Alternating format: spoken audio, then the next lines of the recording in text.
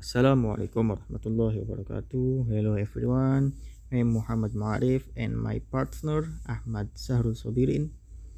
Here we are going to present the material peran guru dalam pembelajaran.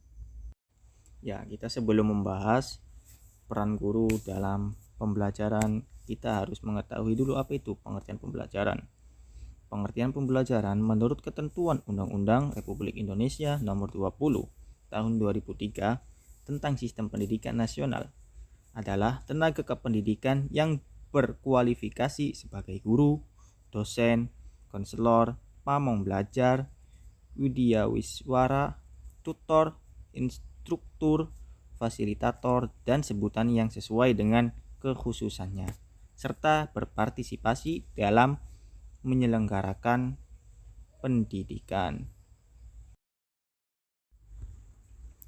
Pembelajaran juga didefinisikan sebagai sebuah kegiatan guru mengajar atau membimbing siswa menuju proses pendewasaan diri.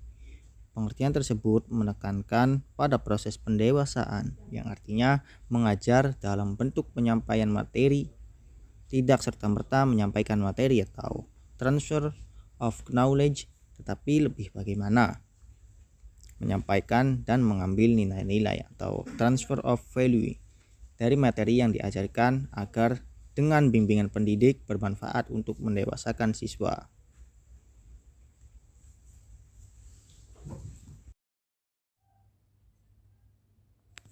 Konsep tentang pembelajaran sendiri terbagi dalam 3 kelompok dalam pengertiannya, yaitu yang pertama itu pengertian secara kuantitatif. Yang kedua ada pengertian secara kualitatif. Yang ketiga ada pengertian secara institusional. Pembelajaran dalam pengertian kuantitatif.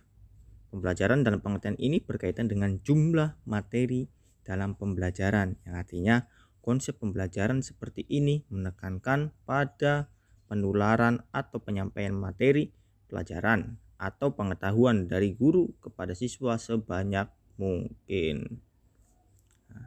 Selanjutnya itu pembelajaran dalam pengertian kualitatif. Pembelajaran dalam pengertian ini berkaitan dengan kualitas proses pembelajaran yang dilakukan.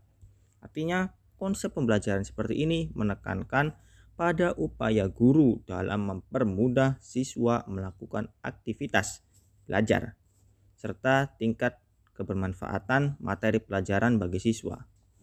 Oleh sebab itu, guru dituntut untuk melibatkan siswa secara aktif dalam proses pembelajaran dan tidak hanya menjejali siswa dengan pengetahuan-pengetahuan secara teori dengan sebanyak-banyaknya.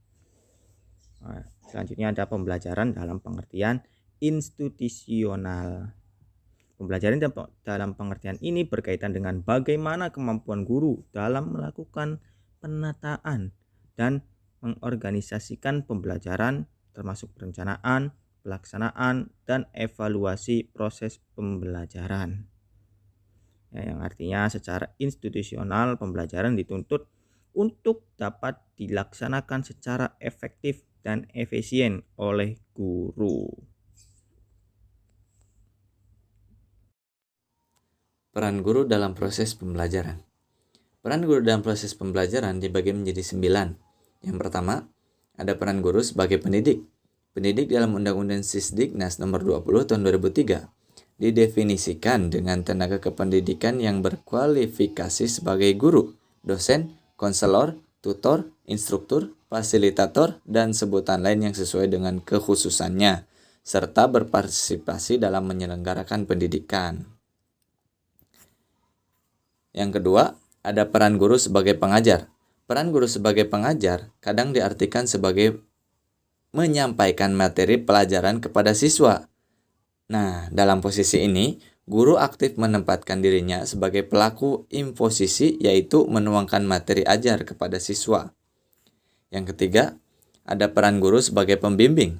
Guru dapat diibaratkan sebagai pembimbing perjalanan yang berdasarkan pengetahuan dan pengalamannya bertanggung jawab atas kelancaran perjalanan itu. Nah, dalam hal ini, istilah perjalanan tidak hanya menyangkut fisik, tetapi juga perjalanan mental, emosional, kreativitas, moral, dan spiritual yang lebih dalam dan kompleks. Yang selanjutnya, ada peran guru sebagai pelatih. Proses pendidikan dan pembelajaran memerlukan latihan keterampilan, baik intelektual maupun motorik, sehingga menurut guru bertindak sebagai pelatih.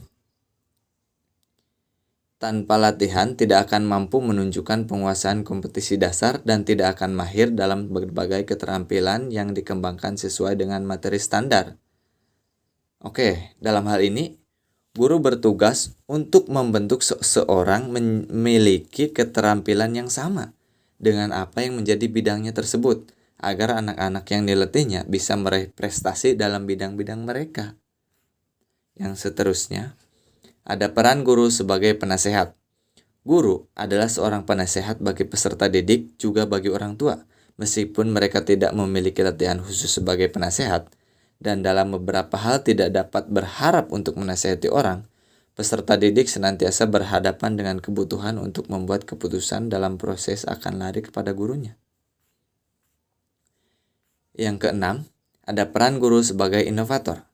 Guru menerjemahkan pengalaman yang telah lalu ke dalam kehidupan yang bermakna bagi peserta didik. Dalam hal ini, terdapat jurang yang dalam dan luas antara generasi yang satu dengan yang lainnya. Demikian halnya pengalaman orang tua memiliki arti lebih banyak daripada nenek kita. Seorang peserta didik yang belajar sekarang secara psikologis berada jauh dari pengalaman manusia yang harus dipahami, dicerna, dan diwujudkan dalam pendidikan. Yang selanjutnya ada peran guru sebagai model dan teladan. Guru harus memiliki kepribadian yang mencerminkan seseorang pendidik. Ungkapan yang sering dikemukakan adalah bahwa guru digugu dan ditiru. Jadi, guru sudah sepantasnya harus bersikap sebagai seorang guru yang baik. Ada istilah mengatakan bahwa jadilah guru yang baik atau tidak sama sekali. Itu berarti kita sebagai guru harus dituntut menjadi pribadi yang baik untuk contoh kepada muridnya, agar tidak dituntut gurunya aja kayak gitu, masa kitanya nggak boleh seperti itu. Yang selanjutnya ada peran guru sebagai motivator. Dalam proses pembelajaran, motivasi merupakan salah satu aspek dinamis yang sangat penting. Sering terjadi peserta didik yang kurang berprestasi bukan disebabkan kemampuannya yang kurang, tetapi dikarenakan tidak adanya motivasi untuk belajar dari gurunya. Jadi, guru harus senantiasa mendorong muridnya agar berkembang terus-menerus, sehingga mereka dapat berkreasi dalam bidangnya, mereka juga dapat berkembang dalam ilmunya, mereka juga dapat bersemangat dalam pembelajarannya. Yang selanjutnya, ada peran guru sebagai emasifator.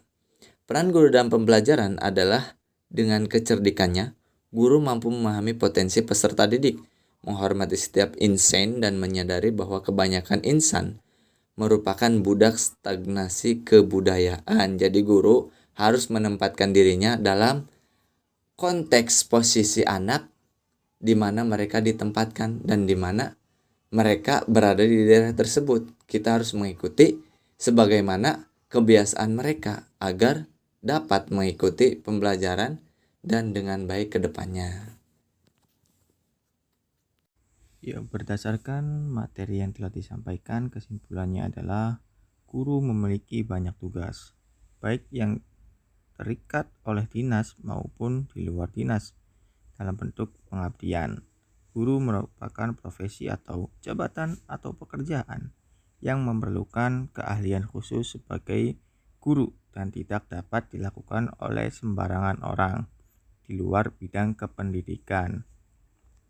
Bidang profesi guru ini meliputi pendidikan, yang artinya meneruskan dan mengembangkan nilai-nilai hidup, mengajar, meneruskan, dan mengembangkan ilmu pengetahuan dan teknologi. Melatih, itu mengembangkan keterampilan pada siswa.